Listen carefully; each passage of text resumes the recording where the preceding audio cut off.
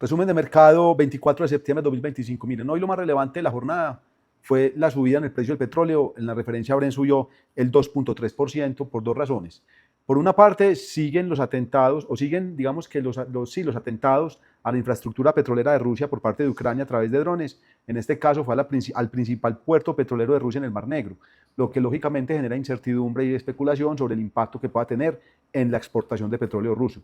Por otra parte, salió un dato del inventario de petróleo en Estados Unidos que cayó en 600.000 barriles de petróleo. Entonces, los dos factores generaron una presión alcista en el precio del petróleo, que fue como lo más relevante de la jornada, porque de resto, las bolsas en Estados Unidos se comportaron de forma negativa, pero muy poco, y en Europa positivas, pero también muy poco. O sea, no hubo una tendencia clara, fuerte. Básicamente, eso fue lo más relevante de la jornada. Desde el punto de vista económico, el dato más importante, más allá de las conferencias y de las presentaciones que se presentaron en la reunión de la ONU, fue el dato de confianza económico del clima de negocios o el clima empresarial en Alemania, que salió en 87.7, por debajo del mes anterior y por debajo de la expectativa de mercado, lo que demuestra de cierta forma que los empresarios alemanes, digamos que ven que la economía se está desacelerando un poquito, que está generando un poquito de preocupaciones, aunque no es algo material.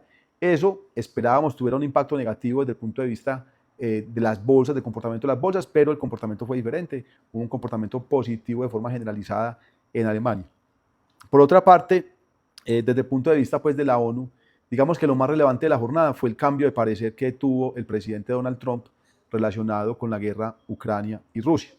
A principio de año, el presidente Donald Trump, desde que tomó posesión como presidente, incluso desde el año pasado finales, empezó a hablar de la necesidad de un acuerdo que terminara el conflicto y que en dicho acuerdo posiblemente Ucrania tuviera que ceder territorios a Rusia. Algo que al principio Ucrania no estuvo de acuerdo. El presidente Zelensky de Ucrania dijo que si alguien tenía que decidir sobre el territorio ucraniano eran ellos y no el presidente Trump, y ahí se generó pues, una discusión y un poco de incertidumbre. Pero resulta que hoy Trump cambió de parecer como cosa rara, que primero dice algo y después cambia de parecer.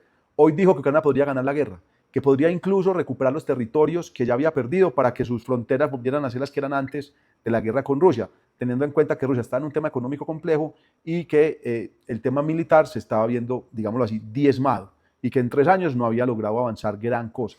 Entonces es un cambio de tendencia importante que generó dos impactos. Uno, el precio del petróleo también se ve impactado por esto, porque lo que dice es, o lo que demuestra, o lo que quiso decir de cierta forma, o lo que el mercado, mejor dicho, espera o anticipa, es que pueda haber un aporte desde el punto de vista militar de Estados Unidos, Europa, Ucrania, y que esos atentados posiblemente a la infraestructura petrolera rusa se puedan mantener para afectar las finanzas del país, y eso lógicamente influye en el precio y el comportamiento del petróleo.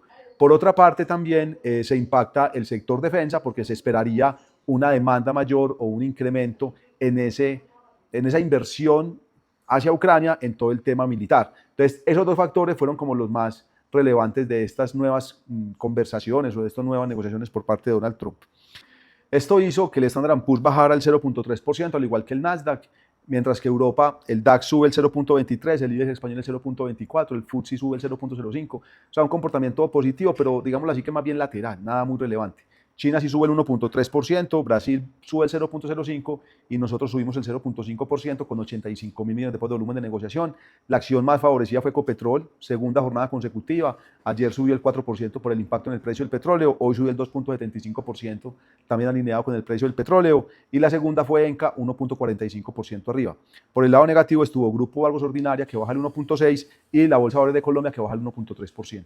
Eso fue como lo más relevante desde el punto de vista del mercado de acciones. Ahora, desde otro punto de vista, el dólar se revaluó durante la jornada de hoy el 0.63%. Pues básicamente esos comentarios que hizo el presidente de la Reserva Federal, Jerome Powell, el día de ayer, siguen teniendo impacto en los mercados, porque recuerden que la semana pasada, después de la decisión de política monetaria, habían dicho que, y era prácticamente un hecho, que podían bajar 2 veces más las tasas de interés en lo corrido de este año. Eso es lo que todavía espera el mercado con las probabilidades. Sin embargo, ayer, después del discurso de Jerome Powell, que dijo que había que ser cautos, pues como que las cosas no fueron tan bullish desde el punto de vista de disminución de tasas, y eso lógicamente generó que los tesoros se mantuvieran con un comportamiento positivo y que el dólar ganara valor contra el resto de monedas del mundo. Eso hizo que nosotros, a pesar de la subida del precio del petróleo, nos devaluáramos en la jornada de hoy cerca del 0.76%, cerrando en 3.882 pesos por dólar. Eso fue como lo más relevante. Los bonos, un comportamiento más bien lateral, un comportamiento positivo, nada alarmante que mencionar. Eso fue como lo más relevante de la jornada. Desde el punto de vista corporativo en Colombia, lo más importante, ya colgamos en nuestro canal de YouTube un short pequeño sobre la noticia, pero salió ayer en la tarde, sobre la transacción entre Odinsa y Empresas Públicas de Medellín, a través de la cual Odinsa compraría una compañía que se llama TICSA en México. Y es una compañía que se enfoca en la administración, construcción y diseño de plantas de tratamiento de aguas. Es, digamos, que un negocio también de concesiones que va alineado con esa expectativa de Odinsa de tener negocios que sean de flujo de caja estable, que sean de flujo de caja de largo plazo, con baja volatilidad. Las concesiones medias o la vida media de las concesiones que tiene TICSA es de 18 años, o sea que todavía tiene un camino largo por recorrer y pueden ser renovadas, lógicamente, dependiendo de ciertas condiciones. Es una transacción que está tasada en 609.000 millones de pesos, que lógicamente tiene que esperar las autorizaciones por parte de los reguladores del mercado mexicano. Es una compañía que opera en México y Colombia y en la cual EPM había hecho la inversión inicial en el año 2013. Entonces, es una compañía nueva que diversifica el portafolio de negocios de Odinsa, que sigue enfocado en el negocio de infraestructura, de construir infraestructura para concesionar, ya sea en el caso de vías, ya sea en el caso de aeropuertos o ya sea en el caso de plantas de tratamiento de agua. Es algo bastante relevante con impacto social. En términos de múltiplos, si quisiéramos revisar un enterprise value to EBITDA, fue alrededor de 4 veces. Sin embargo, ese dato no nos habla mucho porque compañías similares en el mercado no hay, adicional a que como es un negocio de concesiones con vidas finitas, pues entonces los múltiplos no hacen una muy buena relación del valor pagado por la compañía.